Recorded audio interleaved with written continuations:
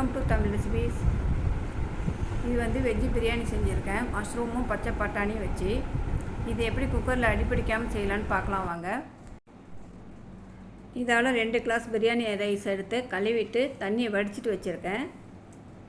நம்ம தண்ணியிலே ஊற போட வேணாம், தண்ணியை வடிச்சிட்டு வச்சாலே அந்த தண்ணியிலே அது ஊறிடும். நம்ம 5 நிமிஷத்துக்கு ஒரு தடவை எடுத்து அதை குலுக்கி விட்டுடணும். இப்படியே ஒரு அரை மணி நேரம் ஊற வச்சிடணும். அப்போ தான் சாப்பாடு நல்லா நீட்டாக இருக்கும். தாளிக்கிறதுக்கு 2 வெங்காயம் வெட்டி வச்சுருக்கேன், 3 தக்காளி, 5-6 பச்சை மிளகாய், 200 கிராம் மஷ்ரூமு, அரை கப் பச்சை பட்டாணி ஊற வச்சது, இஞ்சி பூண்டு பேஸ்ட்டு, கொத்தமல்லி தழை, புதினா. இது வந்து தாளிக்கிறதுக்கு பிரிஞ்சி இலை, பட்டை, லவங்கம், ஏலக்காய். இப்போ குக்கரை வச்சு எண்ணெயை ஊற்றிடலாம். எண்ணெய் காயட்டும். இப்போ எண்ணெய் காஞ்சிருச்சு. தாளிக்கிறதுக்கு எல்லாத்தையும் நம்ம போட்டாச்சு. அது நல்லா செவக்கட்டும். செவந்ததுக்கப்புறம் நம்ம வெங்காயத்தை போட்டுடலாம்.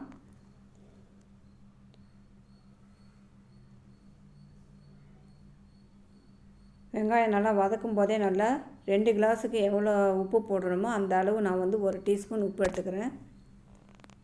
கல் உப்பு சேர்த்துங்க, அதுதான் டேஸ்ட்டு கொடுக்கும். வெங்காயம் நல்லா பொன்னிறமாக வர வரைக்கும் நல்லா வதக்கணும். அதுக்குள்ளே நம்ம மஷ்ரூம் வாஷ் பண்ணிடலாம். முதல்ல இதை வாஷ் பண்ணிவிட்டு அதுக்கப்புறம் நம்ம வீட்டில் வந்து மைதா இல்லைன்னா அரிசி மாவு 2த்தில் ஏதாச்சும் ஒன்று இருந்துச்சுன்னா போட்டு அதை நல்லா தேய்ச்சி வாஷ் பண்ணிட்டோம்னா அந்த மேலே உள்ள அழுக்கெல்லாம் போயிடும்.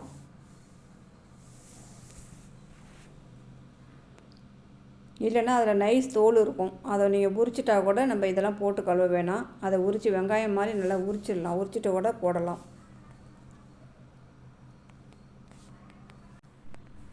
வெங்காயம் நல்லா பாதி வதங்கிடுச்சு. இன்னும் நல்லா செவக்க வதக்கணும். நல்லா மொறுமொறுன்னு நல்லா செவந்து வரணும். அப்போ தான் வந்து பிரியாணி நல்லா வாசனை கொடுக்கும். இப்போ இது கூட கொஞ்சம் நெய் சேர்த்துக்கிறேன்.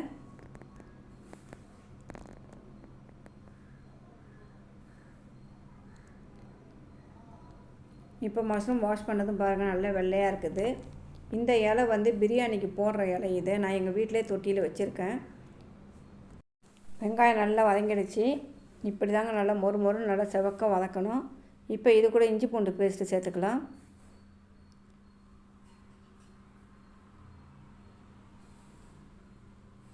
பச்சை வாடை போகிற அளவுக்கு நல்லா வதக்கிட்டு அதுக்கப்புறம் புதினா கொத்தமல்லி சேர்த்துக்கலாம்.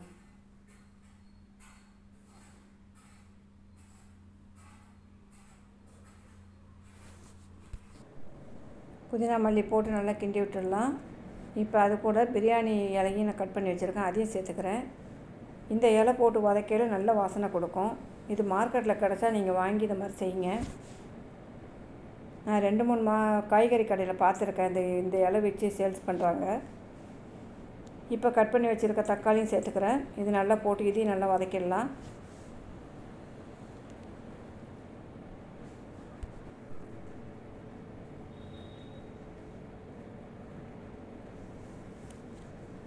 தக்காளியும் ஓரளவு வதங்கிடுச்சு. இப்போ இது கூட 1/4 கப் தயிர் சேர்த்துக்கிறேன்.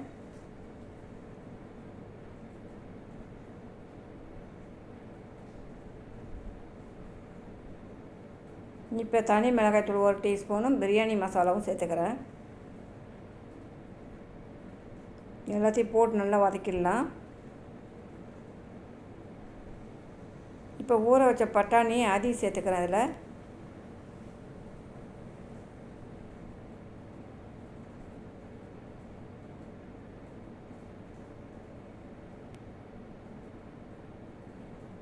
இப்போ கட் பண்ணி வச்சுருக்க மஷ்ரூம் அதையும் சேர்த்து வதக்கிடலாம். மஷ்ரூம் போட்டதும் கொஞ்சம் நல்லா தண்ணி விடும். நல்லா தண்ணி வற்றுற அளவுக்கு நல்லா சுருள வதக்கிடலாம்.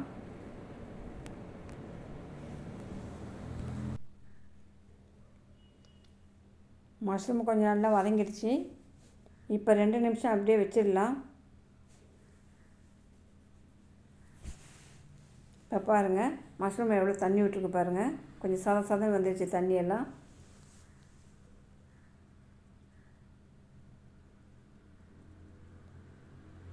இப்போ நம்ம ஊற வச்சுருக்க அரிசி அதில் சேர்த்துடலாம்.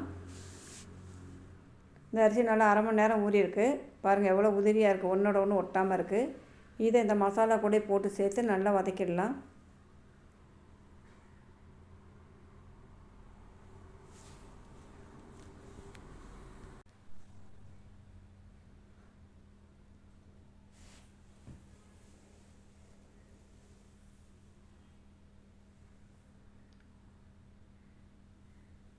இப்போ வதக்கியாச்சு. இதுக்கு தேவையான அளவு தண்ணி ஊற்றிக்கிறேன். 2 கிளாஸ் ரைஸுக்கு நான் 3.5 கிளாஸ் தண்ணி ஊற்றுறேன்.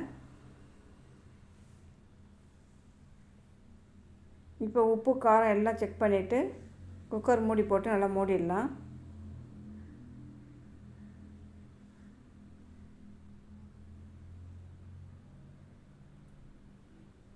இப்போ வெயிட் போட வேணாம். 10 நிமிஷம் கழிச்சிட்டு அதுக்கப்புறம் வெயிட் போட்டுக்கலாம்.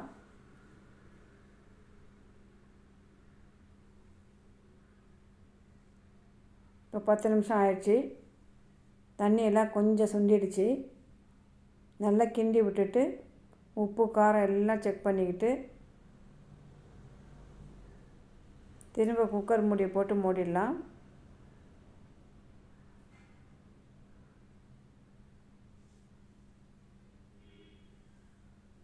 இப்போ இது கூட நான் சாப்பாடு நெய் கொஞ்சம் சேர்த்துக்கிறேன் வாசனைக்கு.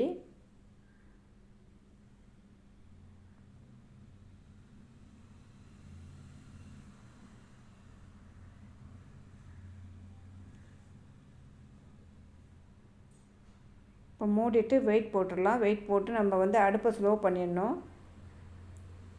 வெயிட்டு போட்டதுலேருந்து கணக்கு நம்ம வச்சுக்கணும். 10 நிமிஷம் 9:05 ஆக போகுது. இப்போ 15 ஆயிடுச்சு. 10 நிமிஷம் முடிஞ்சிருச்சு. ஸ்டவ்வை ஆஃப் பண்ணிடலாம்.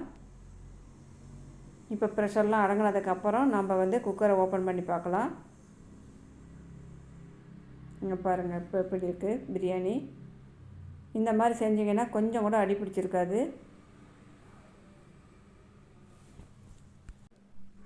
வெயிட் போட்டு விசில் விட்டால் எப்படி இருந்தாலும் அடி பிடிச்சிரும் பிரியாணி. இப்படி செஞ்சிங்கன்னா கொஞ்சம் கூட அடி பிடிக்காது. நான் பிரியாணி வேறு பாத்திரத்தில் மாற்றிக்கிட்டு உங்களுக்கு குக்கர் காட்டுறேன். குக்கரில் கொஞ்சம் கூட பிடிக்காமல் இருக்கும்.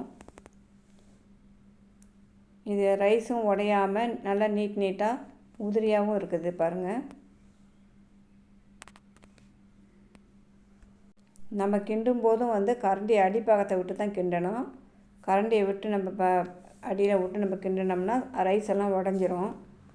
அது ஆறுற வரைக்கும் கொஞ்சம் இப்படி தான் நம்ம கிண்டணும். வேறு பாத்திரத்துக்கு நான் மாற்றிட்டேன் பாருங்கள்.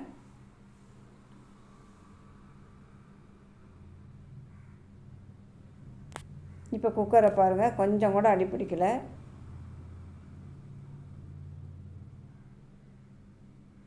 அடியில் ரைஸ் தான் கொஞ்சம் ஒட்டி இருக்குது, ஆனால் அடி பிடிக்கவே இல்லை. நீங்கள் இப்போ சிக்கன் பிரியாணி மட்டன் பிரியாணி செஞ்சாலும் இந்த பக்குவத்துக்கே செஞ்சிங்கனாக்கா கொஞ்சம் கூட அடி பிடிக்காது. மஷ்ரூம் பிரியாணி ரெடி ஆயிடுச்சு. வாங்க சாப்பிட்லாம்.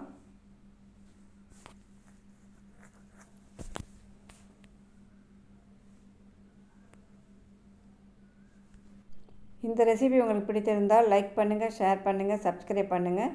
தேங்க்யூ.